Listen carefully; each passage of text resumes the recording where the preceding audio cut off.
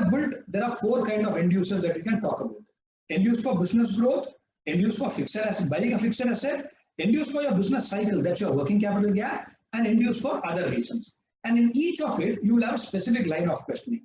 If end use is for business growth, then what kind of growth is it? Is it for a seasonal growth? Is it for long-term growth? Is it for a steady growth in the business? Is it for a shift in business line? Is he doing a new business line? If it is for business growth, what is the impact this will have on debtors? What is the impact it will have on inventory? What is the impact it will have on marketing costs? Because business won't grow without increasing your debtors, without impacting your inventory, and without impacting your cost of business development. So when you talk of business growth, you must get into understanding, is there a cost angle that will come there? Has the customer factored that cost angle? After factoring the cost angle, am I still getting value for my business? And therefore, will the customer be able to repay my loan? What is the promoter's margin in this? With this business growth, my profits might increase, but my margins eroding dramatically. So am I getting to thin margin where I might suddenly fall? You must get into that kind of a discussion. The point here is you have to get to level 2 on business growth. Similarly, let us say fixed assets. Is the customer taking it for fixed expansion of capacity, or is the customer taking it for replacement?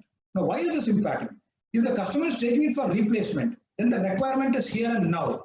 You must understand what is the time required to deploy the machine. Is it short tenor, and can he quickly do it? If the customer is taking it for future expansion, then some of the questions we talked on the business flow, on the business growth in terms of impact on debtors, inventory, etc., will come into play. How does this impact the cash flow? When is the break-even expected for this? Again, in this case, what is the proportion? Is the capex opportunistic, or is the capex a necessity? If the machine has died, it's lived its life and it's giving a lot of problem, then it's a necessity. If it's opportunistic, then the customer is seeing a deal on a particular equipment and wants to pick it up. In which case, will this opportunity stick by? What is the impact it has on his or her running cost, maintenance cost? Needs to be understood. If a machine is fully utilized, a customer wants expansion, is the existing machine fully utilized? Let's say, I say that, sir, I'm putting one more new line. I need 20 lakhs because I'm creating a new assembly line. And you see that the existing assembly line has only a 45% usage. Then there's a problem. Something is not adding up there, right? Why would you at 45% utilization want to create a new line? That is the line of questioning that you do. When you start doing more and more of this questioning, you start getting into understanding the relevance of the end use, the depth of the end use, and the customer's understanding of the end use. That in turn gives you a sense of whether the customer has arranged for alternative funds, or the customer is, what is the risk of your loan in many ways. If the customer is looking to manage business payment cycles, then you need to understand what is the impact it has on debtor realization or creditor shortening. What is the underlying cost? Is debtor realization deteriorating, or is credit period for the customer deteriorating? For both, you have to understand what is the reason. Is there a reason why this is happening? Because that reason in turn has to be documented. And if the reason is a negative deterioration, you must worry. If the reason is a market deterioration, it's perfectly all right. Is there a shift to a higher margin product?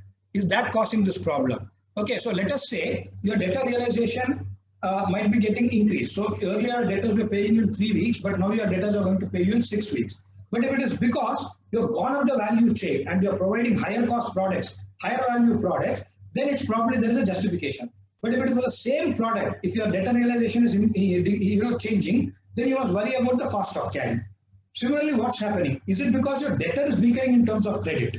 Is it that the debtor's ability to repay is reducing? In that case, again, you have to worry. The same thing in reverse happens on your credit cycle from a creditor perspective. So understand the underlying costs. Now, there is a set of others. There could be statutory requirements. So we know that some loans are given for making GST payments. Sometimes you could have one-off, maybe an unexpected flood hit, therefore you need money. Maybe an unexpected fire hit and they didn't have, and the insurance claim is in WIP, but you still need to go ahead and start your business. So you need money for that. It could be debt consolidation. You're saying rather than have a series of high cost debt, let me consolidate the whole thing into a LAP loan and make my cost of debt lower. When it's a debt consolidation, you may want to check whether the customer is going to take other debt in future.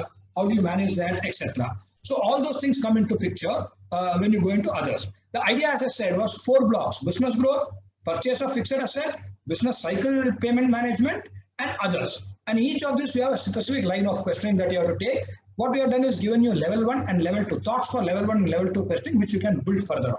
But if you do this part right, if you get into this kind of questioning on the end use, more often than not, you will get the real end use of the customer and you will be able to articulate whether the end use can be met with the loan or not. whether the end use is relevant to the customer's business or not, whether our loan can fund the end use effectively, and whether there is a risk that the customer will be taking other loans in order to manage this end use. Right? Now, let's get into a bit on how to probe the end use further. If it's, let's say, working capital gap, obviously from a data perspective, you will calculate what is the working capital gap. That's a given, and depending on the amount of data you will have different calculations. But what are the other aspects you must check? Is it a temporary increase in working capital or a permanent increase in working capital? What is causing this working capital gap that suddenly needs to be funded beyond their existing banker? Is there any change in business mix that's causing this working capital gap? Is it a change in business line? Is it a change in margin? When it comes to CapEx, from a data perspective, you look at absolute cost relative to business scale. So if I'm a business with a crore, turnover of 1 crore, why would I want to buy an equipment worth 2 crores? Does it make sense? You will also obviously look at the business projection and ability to repay. But what are the other aspects you must look at? Is it a replacement? Is it increase in capacity? What is the impact on other ancillary activities? Is there a different kind of maintenance schedule required for this? Is there a different kind of marketing schedule required for this? Is there a different kind of skill set required to run this machine? What is the customer's own contribution to this machine and margin, etc. When it comes to debt consolidation, understand the reason for debt consolidation. Understand the impact on the EMI payment and understand whether there is a risk that this customer might suddenly, using this released EMI, go and take more loans and become an over-leveraged customer. If it's business growth, you will actually look at incremental sales from the business, you will look at sales trend. But you must look at, from an other aspect perspective, look at the impact on debt payment and sustainability of the business growth. Right? So if you see, there is a data that will give you some part of the story which is covered here, but there are some important software aspects that we have listed out in this part, which you will need in order to be able to establish the relevance, the accuracy, and the risk around the particular end use that the customer is giving in this loan. Right?